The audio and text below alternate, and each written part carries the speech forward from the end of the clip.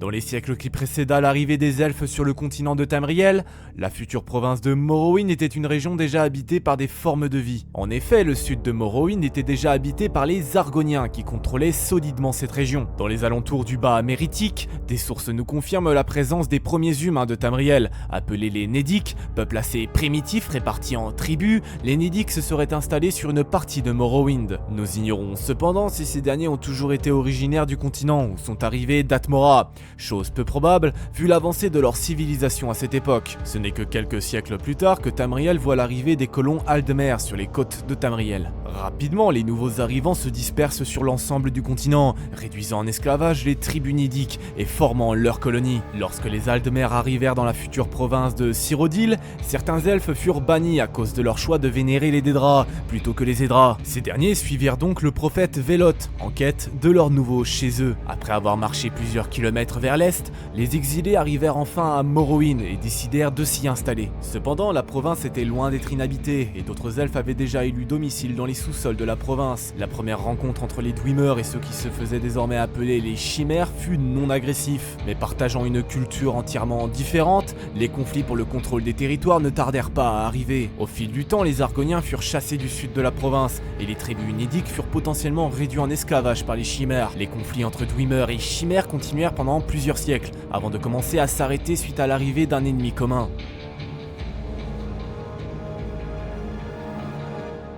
En 401 de la première ère, derrière une volonté de conquête expansionniste et guidée par le pouvoir de la voix, les humains de l'Empire nordique lancèrent leurs armées à la conquête de Morrowind. Devant ce puissant ennemi, les Dwemer et les Chimères, sous l'impulsion de Dumak, roi des nains, et du capitaine Indoril Nerevar, les Dwemer et les Chimères s'unirent sous la bannière du Premier Conseil. Avec cette alliance, Morrowind obtient la force de chasser les Nordiques en 416 de la première ère, permettant à Morrowind de regagner son indépendance. Suite à cette importante victoire, l'Alliance perdure et le Premier Conseil décide de créer le royaume de Resdayn, débutant une ère de paix de 300 ans. 3 siècles après ces événements, de nombreux troubles adviennent. L'alliance entre Dwemer et Chimères se fracture et de nombreux schismes politiques, théologiques et culturels commencent. De l'autre côté, les Chimères apprennent que le grand prêtre Dwemer, Kagrenac, construit secrètement une nouvelle divinité artificielle. Pour les Chimères, ceci est la goutte de trop. L'alliance est dissoute officiellement et la guerre du Premier Conseil débute en 668 de la première ère. Après plusieurs décennies de combat, la bataille finale est officiellement lancée en 700 de la première ère. Les Chimères, ayant finalement pris l'avantage, se lancent dans la bataille du Mont Écarlate pour mettre fin à la guerre et stopper Kagrenac. Indoril Nerevar et ses conseillers, Almalexia, Sotasil, Dagotur et Vivec, conduisent la bataille avant de réussir à pénétrer dans la montagne rouge. C'est ici qu'ils découvrirent un golem gigantesque appelé le Numidium, directement alimenté par le cœur de l'Orcan. Dans un événement inconnu, Kagrenac provoqua la disparition instantanée de tous les Dwemer du Mundus, donnant la victoire totale aux Chimères. Dans le même temps, Nerevar et ses conseillers trouvèrent les outils de Kagrenac, des artefacts d'une incommensurable puissance, et il ne fallut pas longtemps aux conseillers pour se rendre compte de leur puissance. Ne pouvant se résoudre à perdre ces artefacts, Nerevar fut assassiné par Almalexia, Sotasil et Vivec. Ces derniers utilisèrent les outils pour se changer en véritable dieu. Dagotur devient fou après l'utilisation des outils et fuit dans les entrailles du volcan avec le cœur et les outils de Kagrenac. Almalexia, Sotasil et Vivec décidèrent ensemble de former le tribunal. Cependant, cette transformation en dieu est vécue comme une véritable trahison par les anciens dieux des Chimères. La princesse d'Edra, Azura, décida de maudire tout le peuple Chimère pour cela, assombrissant leur peau et rougissant leurs yeux. Suite à cela, Azura décréta que la trahison des conseillers ne restera pas impunie. Celle-ci prophétisa la venue de Nerevarine. Azura utilisera ses pouvoirs pour ressusciter Nerevar et se venger du tribunal. Après cela, le peuple d'Unmer venait tout juste de voir le jour et le royaume de Dunmerith vient d'apparaître. Au même moment, le mont Écarlate entre également en éruption, changeant le paysage à tout jamais. Par là même, Morrowind se voit séparé en deux, créant l'île de Vardenfell. Toutefois, Dunmerith ne dure pas longtemps. En 2703 de la première ère, le continent est frappé par la première invasion acaviroise. Incapable de repousser seul cette invasion, Morrowind s'allie avec le général Rayman Cyrodiil, commandant les forces armées humaines de Cyrodiil. Sorti victorieux à la bataille du Col Clair, l'Empire Rayman est formé et Morrowind conserve son indépendance en tant qu'allié de l'Empire.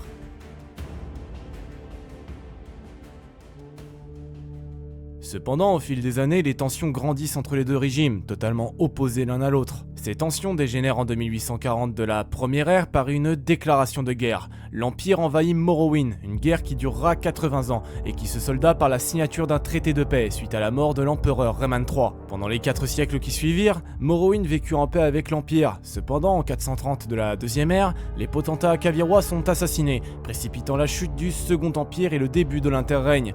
Devenu caduc, le traité de paix délivre Morrowind de ses engagements envers l'Empire. Mais les problèmes ne font que commencer. Plus d'un siècle plus tard, une seconde invasion akaviroise advient. L'Empire n'étant plus là, Morrowind cherche désespérément un nouvel allié, qu'il trouva dans le bord de ciel oriental. Finalement, l'invasion akaviroise est stoppée par Almalexia, le roi de Jorunn, le roi des Tréfonds et Wolfheart. Une coalition d'Argoniens est également venue en aide aux Dunmer pour repousser l'envahisseur. Fort de leur victoire, le pacte de Cœur Ébène est fondé. Cette entité politique devient rapidement la nouvelle force de domination en Tamriel, remplaçant l'Empire.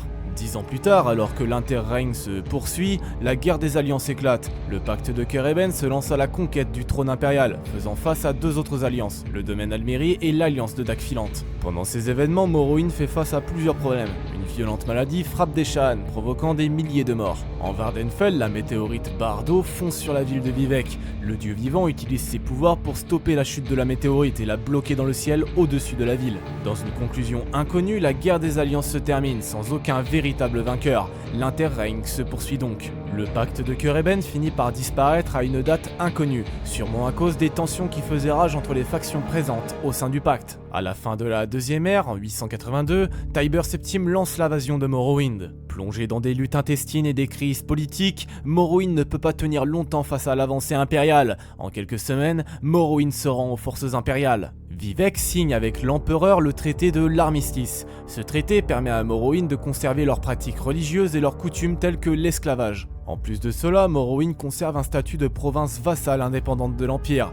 Ainsi, Morrowind conserve sa propre politique intérieure, n'étant pas rattaché au trône de Rubis. En retour, Vivec fournit à l'empereur le Numidium et l'aide à terminer la conquête de Tamriel. Face à cette capitulation, de nombreuses maisons de Morrowind sont en désaccord concernant l'intégration de Morrowind à l'Empire.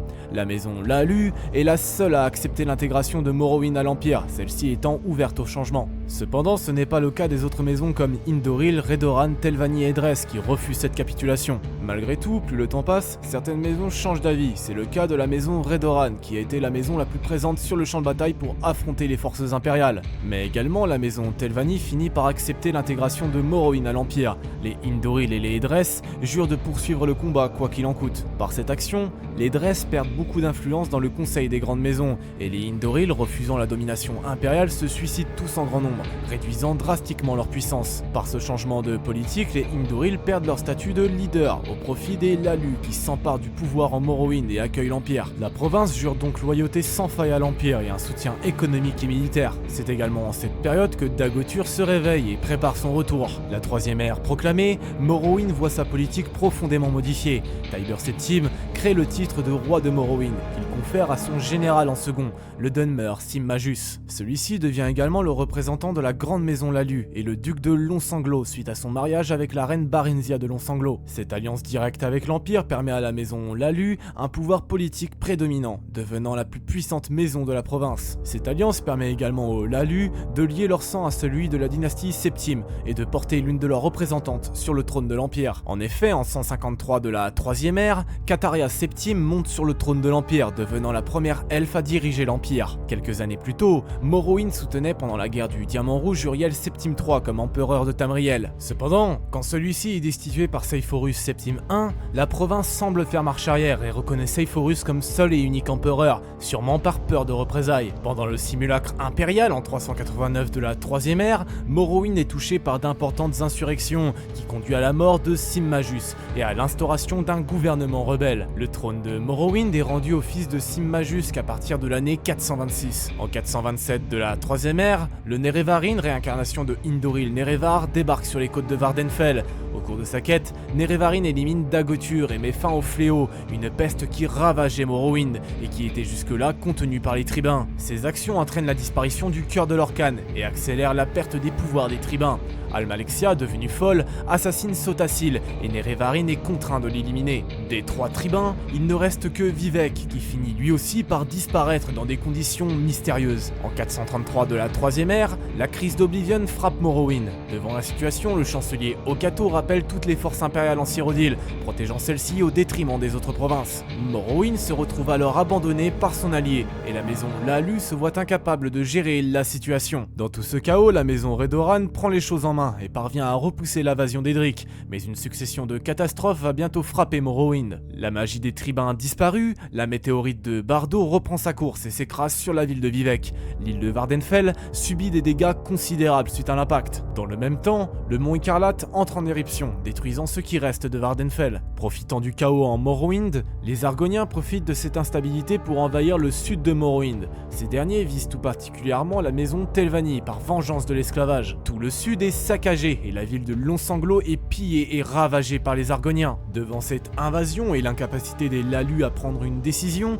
les Redoran rassemblent leurs armées et repoussent les Argoniens hors de leurs frontières. Cet événement permet de renforcer la popularité des Redoran qui ont défendu Morrowind et de discréditer les Telvanni, leurs principaux rivaux dans la lutte du pouvoir. La maison Lalu est désormais officiellement condamnée, ayant été incapable de défendre Morrowind et pour avoir collaboré avec l'Empire. Celle-ci perd son statut de maison régente de Morrowind au profit des Redoran qui s'emparent du pouvoir. Au début de la quatrième ère, Morrowind est en ruine, Vardenfell est entièrement détruite et inhabitable, et les rares survivants de la catastrophe fuient dans les nouvelles colonies d'Unmer ou dans les provinces impériales telles que Bordeciel et Cyrodiil. Ainsi, en 201 de la quatrième ère, la situation de Vardenfell est très incertaine. Autrefois le cœur de Morrowind, rares sont les Dunmer à savoir ce qui est arrivé à Vardenfell, et ceux étant au courant ne préfèrent pas en parler. Voilà, c'est tout pour cette vidéo, j'espère qu'elle vous aura plu. Si c'est le cas, vous connaissez déjà la chanson, n'hésitez pas à liker, à vous abonner, partager ou même commenter, ça me ferait extrêmement plaisir.